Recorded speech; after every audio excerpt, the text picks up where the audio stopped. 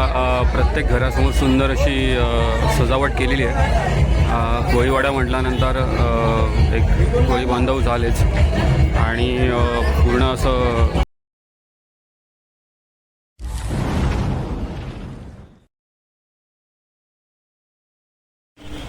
So hey guys, मी निलेश पुन्हा एकदा स्वागत करतो नवीन ब्लॉगमध्ये निलेश वांबडेकर या यूट्यूब चॅनलवर। सो पुन्हा एकदा मी आलेलो वरळीला 2024चा होळीचा ब्लॉग शूट करायला। सो आता वाजलेले आहेत ऑलमोस्ट रात्रीचे 9:30 आणि आत्ता खरी गंमत चालू होईल कोळीवाड्यातली होळीची बघायला। सो चला जास्त वेळ न दवडता जाऊया आपण वरळी कोळीवाड्यातली होळी बघायला या वर्षीची। सो गाईज फायनली आपण वरळी कोळीवाड्याचा जो एंट्रन्स आहे तिथे पोहोचलेलो आहे। सो गाईज आता आपण आतमध्ये चाललो आहोत कोळीवाड्यामध्ये। गेटवर एंट्रन्सला खूप पोलीस बंदोबस्त वगैरे आहे। ॲक्च्युली 2-3 वर्षापूर्वी एवढा बंदोबस्त नसायचा, पण आता जरा जास्त असतो कारण बरेच प्रॉब्लेम्स वगैरे होतात होळीनिमित्त, दारू बिरू पिऊन धिंगाणा करणं वगैरे। सो त्यामुळे पोलीस बंदोबस्त असतो आणि तो गरजेचाच आहे, नाहीतर माहिती तुम्हाला काय लफडे होतात। सो असं करून आता आपण चाललो आतमध्ये, बघूया आपल्याला काय काय बघायला मिळतं यावर्षी। सो बघू शकता हा येशू ख्रिस्ताचा ख्रिस्त इकडे क्रॉस आहे आणि हा इथून तो एंट्रन्स कोळीवाड्यातला। सो चला जाऊया। सो चालू झाली आहेत गाणी, डीजे आणि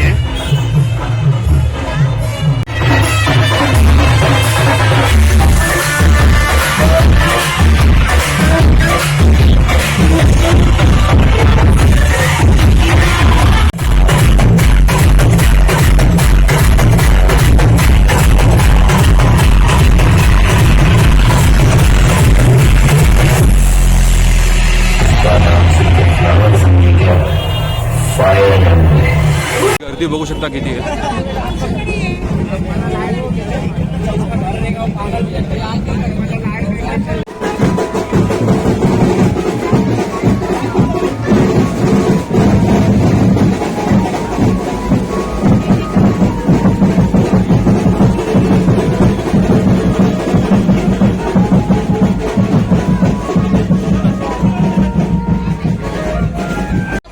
तुम्ही बघू शकता आता न्यूज चॅनल्सवाले पण आले आहेत कोळीवाड्यातली होळी कव्हर करायला।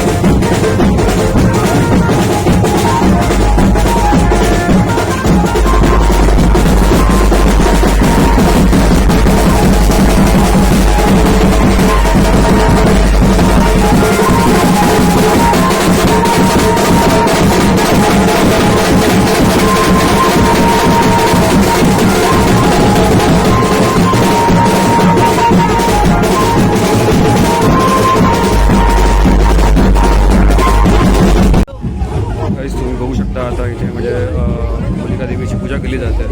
एक संपूर्ण असा एक झाडाचं खोड लावलं जातं आणि त्याच्याभोवती मग सगळं सजवली जाते फुलांनी, नारळांनी म्हणा। आणि मग इथे खाली आता प्रसाद दाखवला जातो, केळी म्हणा, पुरणपोळी म्हणा, मिठाई वगैरे।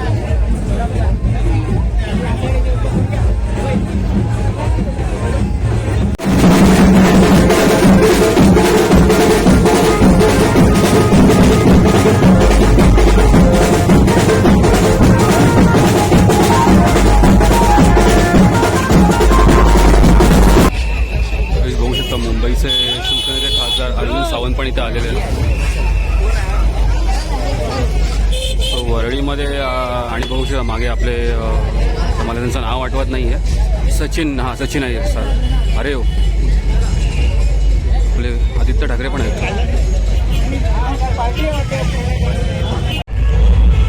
तिथे दरवर्षी सुंदर अशी रांगोळी काढली जाते, बघू शकता तुम्ही। आता 3 एरिया म्हणतात आहे। दीपक गावकर म्हणून रांगोळी आर्टिस्ट आहे, बघू शकता तुम्ही। पण सुंदर अशी संस्कारवादी रांगोळी आहे आणि त्याच्या मधोमध अशी आपली बोट आहे शिडाची।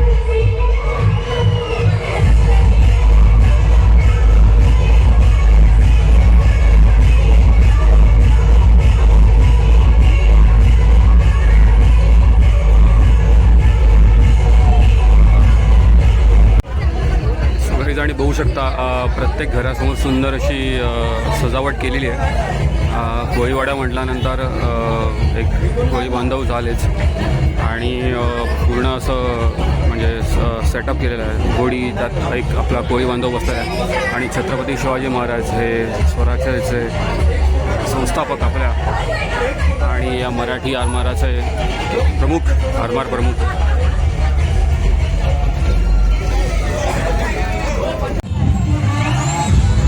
इथली होळी तुम्ही बघू शकता कशी सजवली आहे. सगळे खायचे पॅकेट्स वगैरे लावलेले आहेत.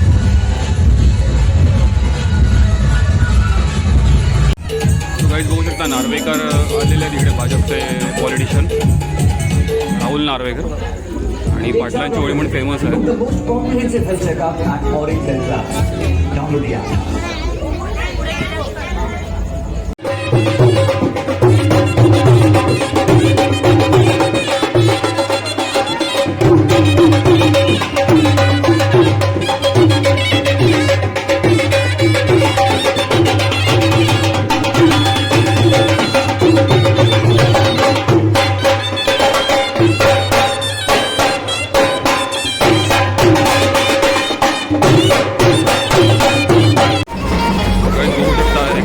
एकता क्रीडा मंडळ फुल लॉन.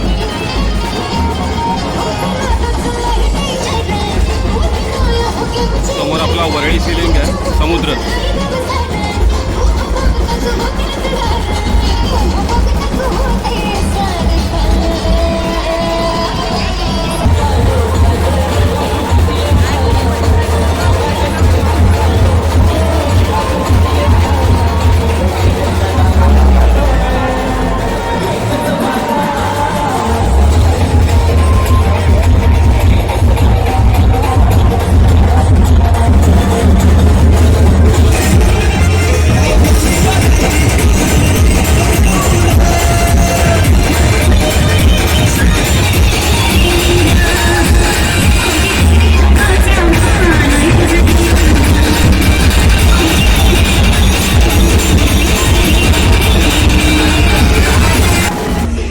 इथे पण गाईज बघू शकता मस्त की मडकी ठेवलेली आहे आणि होळी सजवलेली आहे. इथे पण बेंचो वगैरे होता, पण आत्ता मला वाटतं पोलीस वगैरे येऊन गेलेत, सो त्यांनी जस्ट बंद करायला लावला. 10:30-11 वाजत झाले आहेत. आपल्या मराठी सणांनाच हे सगळे रूल्स रेग्युलेशन्स येतात. बाकी इतरांचे सण असले की मग ते 11-12 वाजेपर्यंत चालू असतात.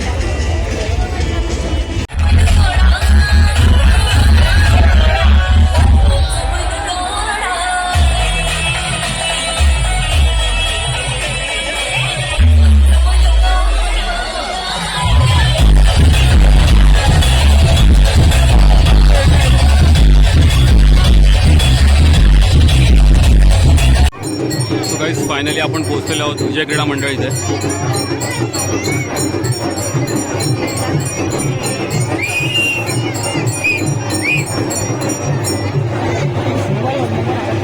बघू शकता छत्रपती शिवाजी महाराजांचा म्हणजे स्वराज्य राज्याभिषेकाचा देखावा इथे उभारण्यात आलेला आहे.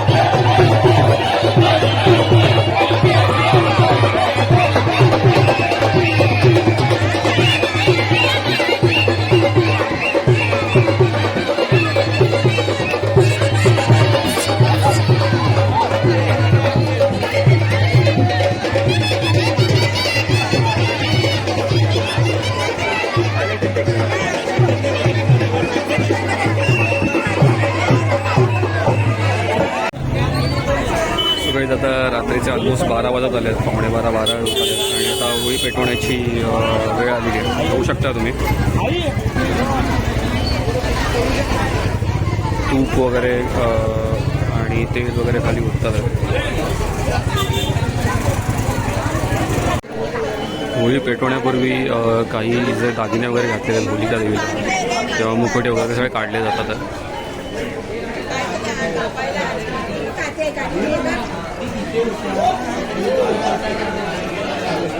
गाईस तुम्ही बघू शकता एक छोटासा नातू आहे, शिवांशपेक्षा थोडासा लहान असेल तो, त्याला फुल ड्रेसअप केला आहे.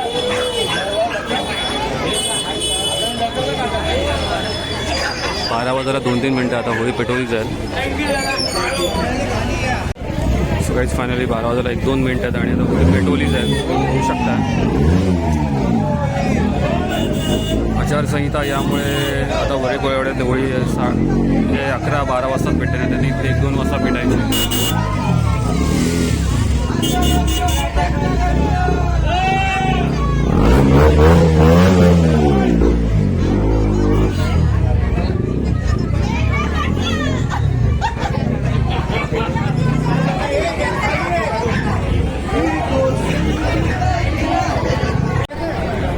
फायनली गाईज रात्री 12च्या टोक्याला होळी पेटलेली आहे.